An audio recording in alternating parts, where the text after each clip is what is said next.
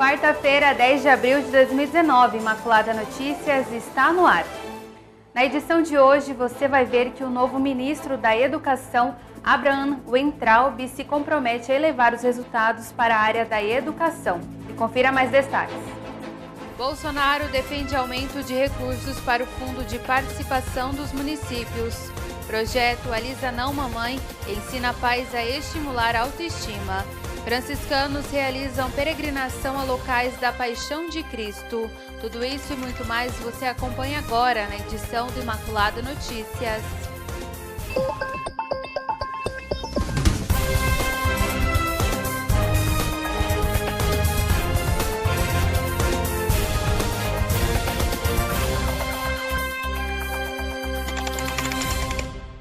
E o novo ministro da Educação, Abraham Weintraub, comprometeu-se a melhorar os resultados educacionais do Brasil com o orçamento atual. De acordo com ele, não é radical, é ter experiência em gestão, e tem experiência em gestão. Daí a disposição em apresentar resultados e destacou ser aberto ao diálogo. Melhorar a qualidade da educação no país, usando de forma mais eficiente os recursos que já estão disponíveis para o Ministério. Esse foi o recado do novo ministro da Educação, Abraham Weintraub, em discurso de posse no novo cargo. Na função de ministro da Educação, esse vai ser o meu papel: entregar o que foi prometido no plano de governo, bem sucintamente, mais com o mesmo que a gente já gasta. Com o que a gente gasta em relação ao PIB, a gente tem que entregar mais. Os indicadores do PISA colocam o Brasil entre países muito abaixo da média. O presidente Jair Bolsonaro disse que Abraham Weintraub foi escolhido por sua ampla experiência em gestão e conhecimento na área e falou sobre o que espera do novo ministro. O que a gente quer do Abraham aqui como ministro da Educação? Que ele faça dos nossos jovens, nossos filhos e netos, melhores que seus pais e avós. É isso que eu espero, que toda a sociedade brasileira espera do Abraham. E prefeitos, secretários municipais e vereadores participam até quinta-feira em Brasília da Marcha em Defesa dos Municípios. O presidente Jair Bolsonaro esteve presente ontem, dia 9, e defendeu a construção de novo pacto federativo e o aumento dos recursos para o Fundo de Participação dos Municípios. Representantes municipais aproveitaram a presença do presidente, ministros, parlamentares e lideranças de diversos setores da economia para cobrar medidas que garantam mais recursos financeiros às prefeituras. Nessa discussão, nós precisamos primeiro deixar muito claro quais são as atribuições da União, quais são as atribuições dos estados e quais serão as atribuições dos municípios. E, na mesma proporção, o compartilhamento do bolo tributário. Os prefeitos querem maior participação do governo federal na composição do Fundeb, o Fundo de Manutenção e Desenvolvimento da Educação Básica. Hoje, a União contribui com 10%. Eles também exigem repartição mais justa dos royalties do petróleo, a chamada cessão onerosa. Aumento do volume de verbas repassadas pelo Planalto via Fundo de Participação dos Municípios, além de uma compensação maior da União por perdas de arrecadação da Lei Candir, que isenta do ICMS produtos e serviços destinados à exportação. No discurso aos prefeitos, o presidente Jair Bolsonaro sinalizou que deve atender parte das reivindicações, entre elas uma revisão na forma como é dividido o dinheiro dos impostos entre União, estados e municípios, o chamado Pacto Federativo. Nós temos pouco realmente, mas queremos dividir o pouco que nós temos com vocês com o Pacto Federativo. Conversei com o Paulo Guedes ontem, deu sinal verde, vamos apoiá-lo na majoração do Fundo de Participação de Município com a emenda constitucional.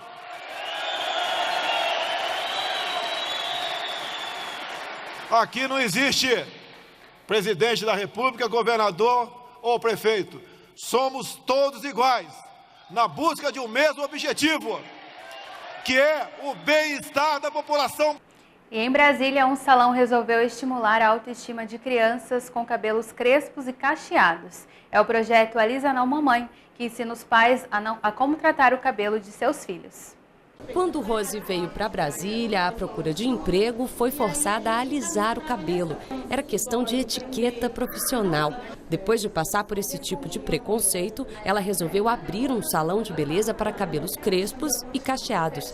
Aí surgiu outra ideia, a de incentivar pais e responsáveis a soltar a cabeleira das crianças com muito estilo. Foi quando começou o projeto Alisa Não, Mamãe. O projeto atende crianças de 3 a 12 anos de graça. Primeiro, as profissionais fazem uma avaliação do cabelinho, perguntam aos responsáveis como é a rotina de cuidados e depois vem a parte mais importante, saber da criança o que ela espera do próprio cabelo.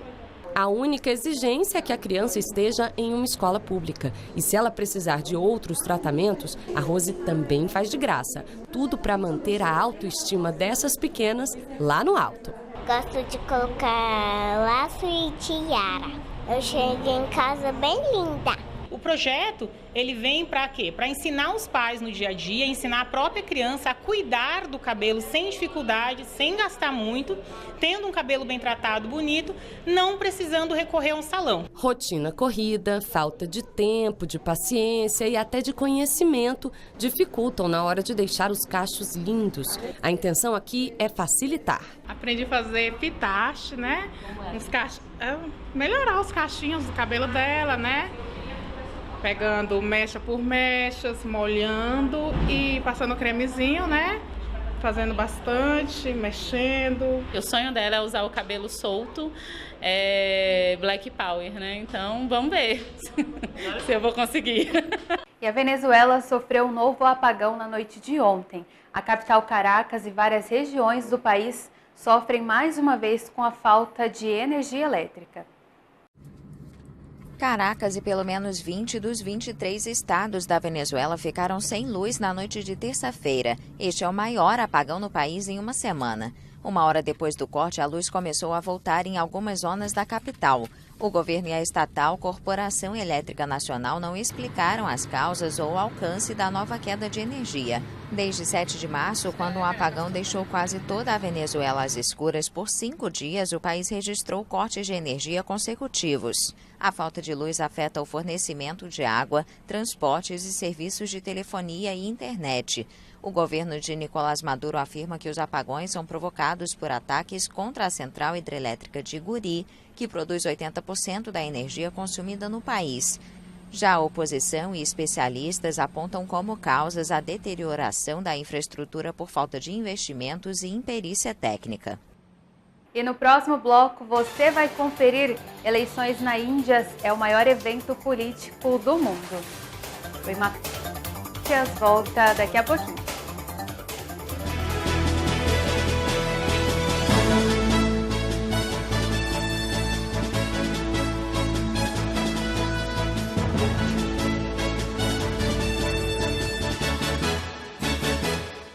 Estamos de volta com Imaculada Notícias e a Índia inicia uma mega eleição nesta quinta-feira com 900 milhões de eleitores aptos a votar. O atual primeiro-ministro Narendra Modi e sua grande campanha têm que enfrentar não apenas um, mas 2 grandes na maior votação do mundo. Ela é a mãe de todas as votações. A mega eleição da Índia é a maior do mundo. São cerca de 6 semanas com uma logística complicada. 900 milhões de eleitores aptos a votar. Mais de 1 milhão de urnas eletrônicas. 543 assentos disponíveis no parlamento. Milhares de partidos políticos e candidatos. E, claro, estrelas do cinema e muita música e dança. O primeiro-ministro Narendra Modi se fortaleceu com os recentes conflitos com o Paquistão e se mantém popular. Mas o hindu nacionalista de direita é vulnerável na economia. Críticos afirmam que o crescimento econômico tem sido muito lento para dar oportunidades para os milhões de indianos que entram no mercado de trabalho a cada mês. Modi e seu partido são acusados de favorecer os hindus à custa das consideráveis minorias indianas. E o político de 68 anos precisa enfrentar não apenas um, mas 2 Gandhis. Rahul Gandhi, do Partido do Congresso, espera se tornar o mais novo primeiro-ministro de sua dinastia. Ele trabalhou duro para construir sua imagem política. Sua irmã Priyanka Gandhi Vadra também entrou na briga. Seus partidários dizem que ela lembra sua avó e ex-primeira-ministra Indira Gandhi. Em 2014, Narendra Modi venceu com ampla maioria, mas a disputa deste ano parece bem mais acirrada. O vencedor será conhecido após a contagem dos milhões de votos no dia 23 de maio.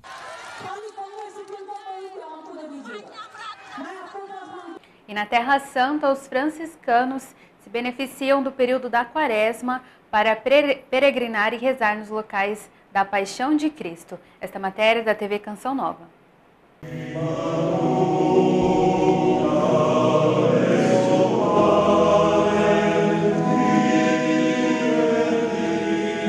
Segue a caminhada até a Páscoa da Ressurreição. Na terceira etapa das peregrinações quaresmais aos lugares da Paixão de Jesus, os frades franciscanos celebraram a Santa Missa na Capela da Flagelação. Restaurada pelo arquiteto Barlucci entre 1927 e 29, a capela apresenta 3 vitrais que recordam os primeiros momentos em que Jesus recebeu a cruz, a flagelação, Pilatos que lava suas mãos e a escolha de Barrabás como o prisioneiro a ser libertado.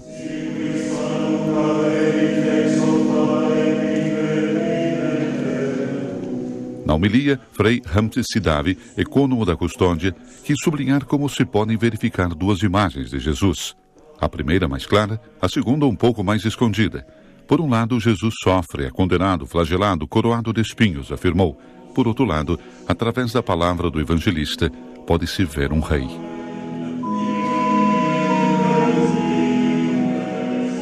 Se trata de um rei especial cujo reino não é deste mundo. Queste peregrinazioni ci fanno vivere il mistero.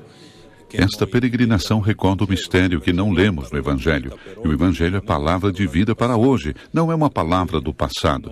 Assim nós vivemos, revivemos e concebemos esse mistério para a nossa vida, hoje, nesses lugares. E da questo mistero e per la nostra vita. Betânia, desde sempre venerada, foi a 4ª etapa desta peregrinação. Casa da amizade entre a família de Lázaro e Jesus, é um oásis onde Jesus anunciou: eu sou a ressurreição e a vida. Daqui nascem 2 palavras, amizade e vida. Sì, innanzitutto queste 2 parole ci portano alla creazione, dove Dio ci ha donato la vita. Essas 2 palavras nos levam à criação em que Deus nos deu a vida, nos criou como seus amigos, à sua imagem. Como amigo, Deus passeava com Adão e essa amizade foi perdida com o pecado original. Mas Deus veio restaurar essa amizade e levá-la à plenitude. Ma Dio è venuto per restaurare questa amicizia e riportarla alla sua pienezza.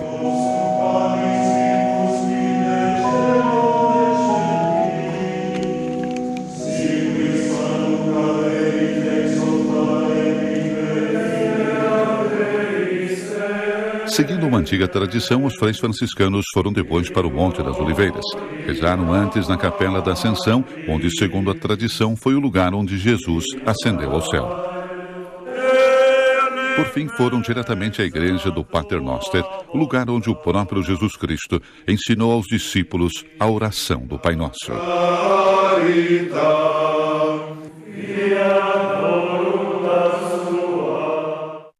E falando aos fiéis na Praça São Pedro, o Papa prosseguiu o ciclo de aprofundamento sobre a oração do Pai Nosso, lembrando que assim como temos necessidade do pão, também precisamos do perdão.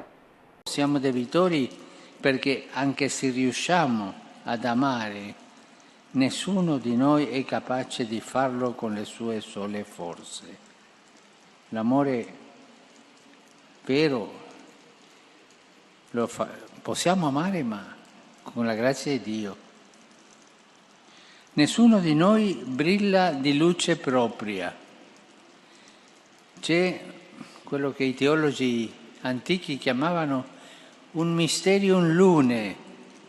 Cosa significa questo mistero lune? Che è come la luna, che non ha luce propria, riflessa la luce del sole. Anche noi non abbiamo luce propria. La luce che abbiamo è un riflesso della grazia di Dio, della luce di Dio. Amiamo anzitutto perché siamo stati amati Perdoniamo perché siamo stati perdonati. Bom, e essas foram as informações de hoje. Eu te espero amanhã, aqui quinta-feira, pela TV Imaculado. Bom início de noite para você. Salve Maria Imaculada. Até amanhã.